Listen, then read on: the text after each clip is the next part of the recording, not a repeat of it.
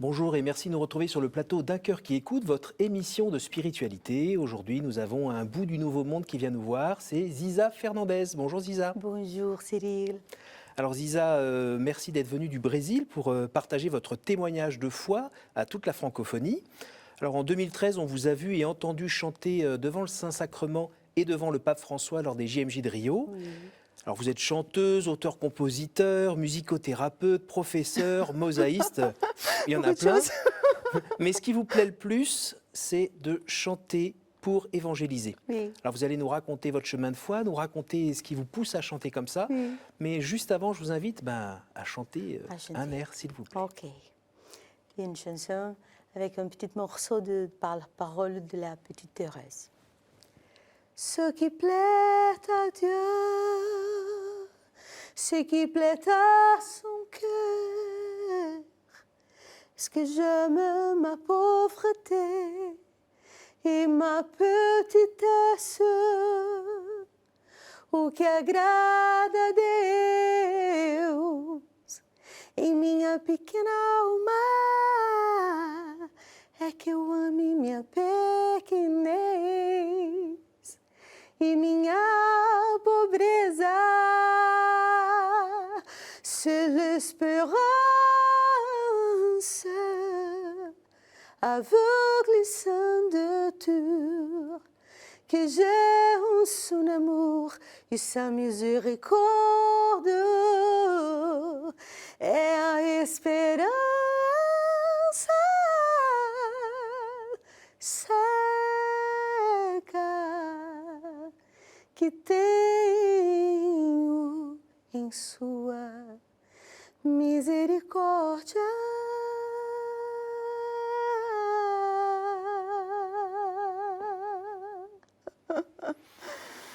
Merci beaucoup Ziza, Rien. c'est tout doux, c'est beau.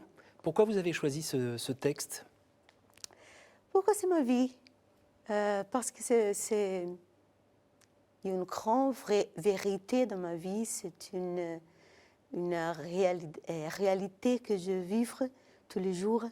Je suis petite, ma famille est très pauvre, c'est très simple, et j'aime bien la petite Thérèse pour ça, parce que en ses mots, je pense que je peux entrer avec liberté et comprendre un peu plus comment peut être le chemin jusqu'à Dieu. C'est bon mon français, non? Mais vous êtes impressionnante pour une Brésilienne. Repassez dans votre langue natale quand vous le voulez. Hein. Ok. Donc vous êtes originaire de l'état du Paraná, pardon pour ma prononciation, Non. donc au sud du Brésil. Est-ce que vous pouvez nous dire quelques mots sur votre enfance dans une famille catholique ? C'était une famille très simple. Ma famille n'avait pas la foi. Je n'ai pas appris la foi à la maison. Les frères de ma mère étaient catholiques, mais ma famille est devenue catholique après ma conversion. Après ma conversion, ma mère a commencé à aller à l'église, mon frère aussi, mon père aussi. Je viens d'une famille qui était très simple. Mon père a déjà été un enfant de rue et ma mère, une personne très simple qui est née à la campagne. Ma mère et mon père n'ont pas pu faire des études. Alors c'est par la foi que j'ai dû faire des études, que j'ai appris à aimer cela, j'ai appris d'autres langues, j'ai fait des études, etc. Mais après cette expérience de foi, et c'est après cette expérience de foi que ma famille aussi est venue avec moi, en fait. Donc c'est une grande joie pour moi de regarder ma famille aujourd'hui et de savoir que Dieu s'est utilisé de ma petitesse pour que je puisse, pour que je le serve. Et je puisse apporter cela à ma famille. Je ne pensais pas que ça pouvait m'arriver. Alors, racontez-moi cette rencontre, cette conversion. Ça s'est passé quand, comment ? Mes parents, ils se disputaient beaucoup, vraiment beaucoup. Et à cause de ça, j'étais une adolescente très timide et très réservée. Ça va mieux, hein ? Oui, tout à fait. Et à cause de cette timidité, j'ai eu une grâce de Dieu. J'ai rencontré des amis à l'école qui m'ont attiré vers la musique, pour jouer la guitare, pour jouer le piano. Et à travers la musique, petit à petit, j'ai appris à regarder vers Dieu avec espérance. Ma première expérience forte et réelle avec Dieu, c'était dans une église baptiste. Ma première expérience réelle et forte avec Dieu, c'était dans cette église baptiste. Et à partir de cette expérience, ma mère s'est réveillée et elle a dit, cette fille, elle doit être catholique, elle doit être un enfant de Marie. Alors elle m'a racheté, disons comme ça, de ses amitiés. Et c'est dans cette expérience, à travers l'art, dans un théâtre, dans une église baptiste, que j'ai eu vraiment cette première expérience avec Dieu. Elle est toujours aussi vivante? Oui, c'est toujours vivante, c'est forte, c'est toujours un défi de croire en tant qu'artiste, en tant que femme, au Brésil et dans ma culture. C'est vraiment un défi, maintenir cette foi vivante, pleine de valeurs, pleine de principes et avec des fondements très clairs, théologiques, philosophiques et surtout aussi riches d'expériences personnelles. Mais elle continue vivante cette foi. Pour travailler avec l'art dans l'Église, il faut beaucoup de foi, n'est-ce pas? Il faut beaucoup de foi. Alors vous avez été élevée par les religieuses? Pardon? Vous avez été élevée dans une école de religieuses? Oui. Qu'est-ce qu'elles vous ont apporté comme vision de la vie de chrétien? Je ne sais pas comment ce mouvement s'appelle en français, mais cette école où j'ai grandi, c'était une école des Focolari. Alors mon expérience a été amplifiée par cette grâce de l'art chez les Focolari. Et ce collège où j'ai commencé à travailler, parce que comme je venais d'une famille très pauvre, je travaillais en tant qu'artiste dans cette école. J'ai joué le piano, la guitare dans les messes, dans les rencontres des religieuses. Et du coup, je pouvais faire mes études dans cette école depuis mes 11-12 ans. Donc, c'était vraiment un échange. Et c'était une expérience très positive parce que dans cette école, dans ces collèges, la vision des Focolari était beaucoup plus ouverte à propos de l'Église et cela m'a fait du bien, m'a fait devenir une personne très ouverte, qui n'était pas fermée mais amplifiée dans l'intention de me communiquer. C'est pour ça que j'ai commencé à apprendre d'autres langues, l'espagnol, l'anglais, l'italien, et maintenant je commence à apprendre aussi le français. Est-ce que vous avez étudié le piano pendant une douzaine d'années? On peut dire que vous avez une certaine volonté. Comment vous avez réussi à accorder cette volonté de s'en sortir, de réussir, d'être qui vous êtes aujourd'hui, avec le fait de suivre la volonté de Dieu? Oui. C'est difficile, mais c'est pas impossible.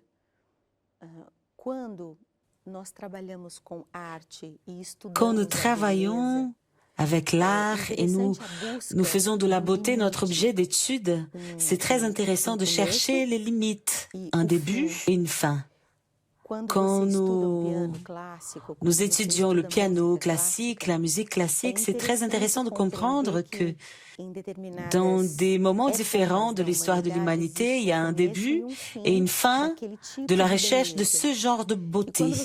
Et quand on continue à étudier, nous voyons que cette beauté véritable, c'est une beauté qui n'a pas de fin. C'est une beauté qui est infinie, qui remplit toujours notre cœur. Et c'est dans cette inquiétude artistique que j'ai commencé à comprendre la place qui était toujours présente pour ma foi. Et quand on sert cette beauté, cette face de Dieu qui est belle, j'ai compris ces piliers de la beauté qui était la vérité et que cela était ma vocation, être un serviteur de la beauté de la face de Dieu. Et quand vous entendez la vérité, la beauté sauvera le monde, vous l'entendez comment cette phrase ? Je comprends que je suis responsable en tant que missionnaire de la beauté à produire toujours tout ce qui unifie la beauté, la bonté, la vérité. Car la vérité, c'est une personne, c'est une parole, c'est un livre. La bonté aussi, une personne. La beauté est aussi une personne. C'est le Christ. Alors, je comprends que tout ce que je fais en tant qu'artiste doit être une expression et doit pointer vers cette personne. C'est une compréhension pratique qui doit être présente quand j'écris des livres, quand j'écris des chansons, quand je parle sur le podium ou ailleurs, quand je travaille dans la liturgie, quand je suis avec mes élèves dans mon école de musique. Cette personne du Christ est mon objectif et non pas mon art.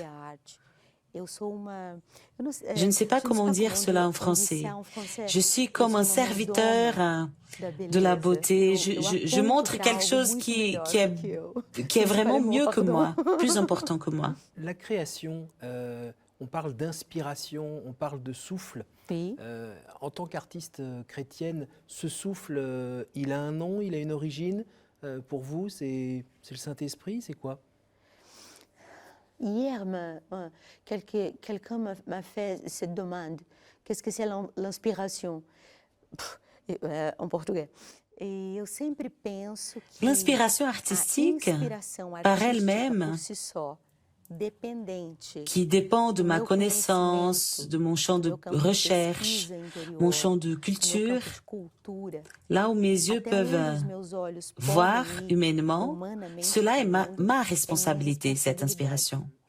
Mais cela est limité. Cela a une limitation très concrète.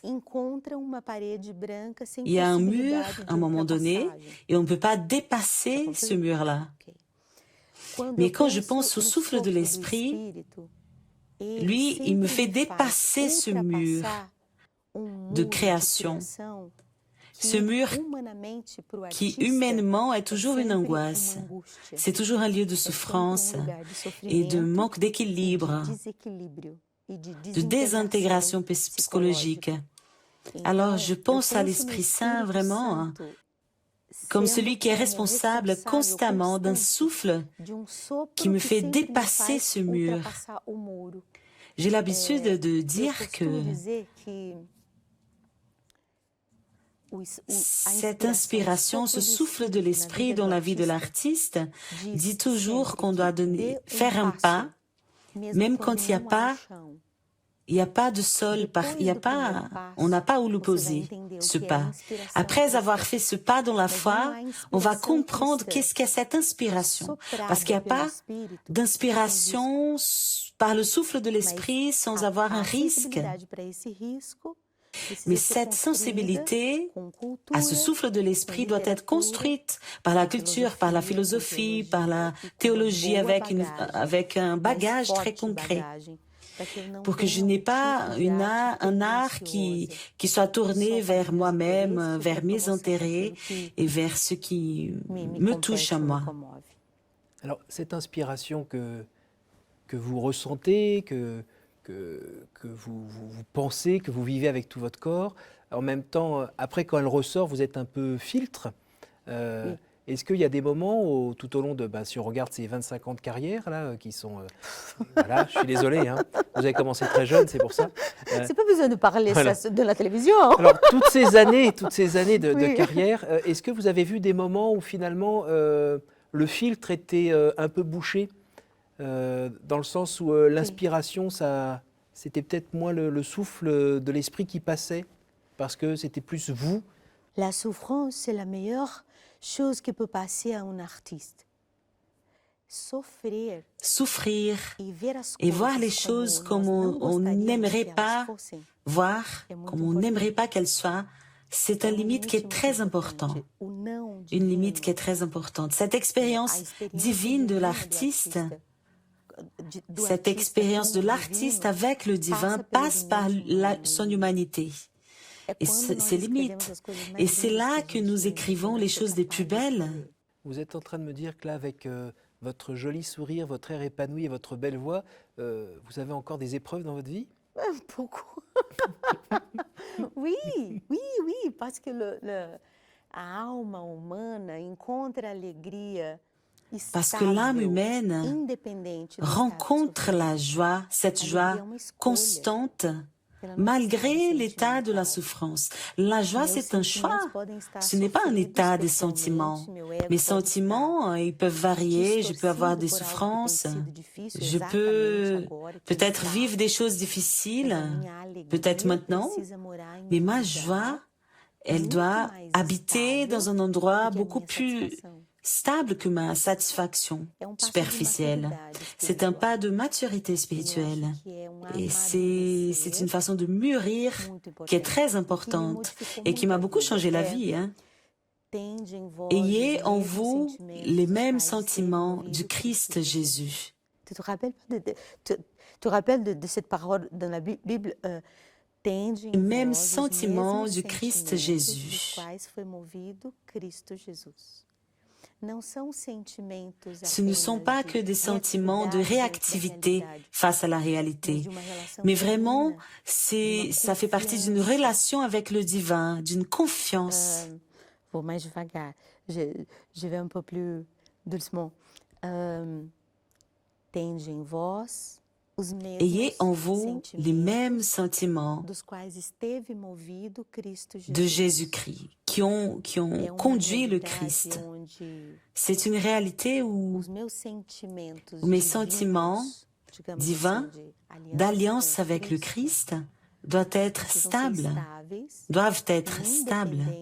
et indépendants d'une réactivité en face des circonstances de la vie. Ce que vous êtes en train de nous dire, c'est des choses que vous arrivez à transmettre à votre public à travers des disques, à travers les concerts, à travers aussi cette école de chant gratuit que vous avez développée, c'est ça?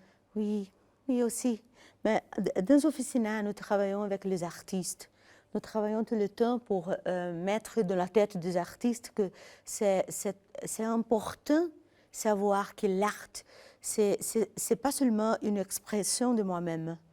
C'est une expression qui passe pour moi-même, mais c'est pas sur seulement moi-même.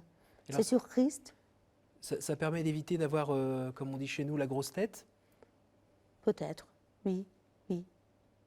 Ça vous a déjà vous avez déjà eu un petit peu entre guillemets, de combat de ce côté-là, c'est-à-dire on commence à être connu, à vendre des disques, à faire des concerts. Les gens vous disent plein de choses gentilles, vous êtes merveilleuse, vous chantez tellement bien. Est-ce qu'au bout d'un moment, on finit pas par se dire que finalement on est bien? Oui, mais ça c'est pas seulement pour les artistes, c'est pour tout, c'est pour toi, c'est pour tous les gens. J'aimerais bien, mais moi non, on me dit pas ça. Et comment vous faites justement pour pas... Pour ça, c'est très important la souffrance. Parce que les souffrances mettent mes pieds dans de la terre, la réalité, dans la réalité de personnes qui est dans la souffrance aussi. É muito importante que o artista tenha os pés no lugar de onde veio.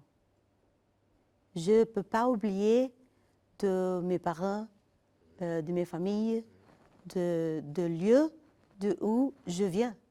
Et ça, c'est très important pour pas oublier de que je fais. Alors on arrive déjà à la fin de notre émission. C'est déjà. Ben oui, ça va très vite. Je vais vous poser 3 questions que je pose à tous nos invités. Ok. La première, quel conseil donneriez-vous à quelqu'un qui vous dirait « J'ai envie de rencontrer Dieu, par quoi dois-je commencer ?» Pour la musique. Pour la musique, parce que la musique porte une grâce. C'est la grâce à traverser vite, très vite, le lieu qui sont blessés dans l'âme humaine. Je pense que nous pouvons commencer tous les jours avec la musique. Quel est votre héros, votre saint, la personne que vous trouvez admirable? Sainte Thérèse d'Avila. J'aime bien. La petite Thérèse aussi, les deux Thérèse. Une est petite, simple et impressionnante. L'autre, c'est très fort. Une belle donne, une belle femme que je admire. Au jour du jugement, qu'aimeriez-vous que Dieu vous dise, Ziza? Si eu amei tudo o que eu podia amar. Si j'ai aimé tout ce que je pouvais aimer, non pas si j'ai fait beaucoup de choses, mais j'aimerais qu'il me dise si j'étais une personne qui a aimé tout le temps. Car chaque jour davantage, je vois que le plus important, beaucoup plus important que tout ce que je fais, c'est beaucoup plus important la personne que je deviens secrètement. Merci beaucoup Ziza, merci pour ce partage, merci d'être venu du Brésil nous raconter ça. Alors pour ceux qui veulent en savoir un petit peu plus, il y a un site qui s'appelle zizafernandez.com. Évidemment, ce programme, n'hésitez pas à le partager autour de vous grâce à notre site www.ktotv.com. Donc j'ai dans les mains un album de quelques années de musique qui s'appelle Segredos de Ziza Fernandez. Voilà, et puis d'ailleurs, je vous remercie pour votre fidélité. Je vous dis à la semaine prochaine et on se quitte sur un extrait de ce disque enregistré. Sur YouTube en français. Hein. Voilà, sur YouTube, on peut le voir aussi. Donc c'est en live qu'on dit ao vivo. Oui. Voilà, à la semaine prochaine. Mesmo a paz já deixou meu coração. Não quero que a ilusão me maltrate mais.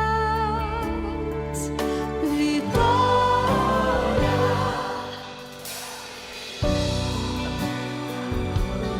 ninguém há de condenar o que o teu amor tocar.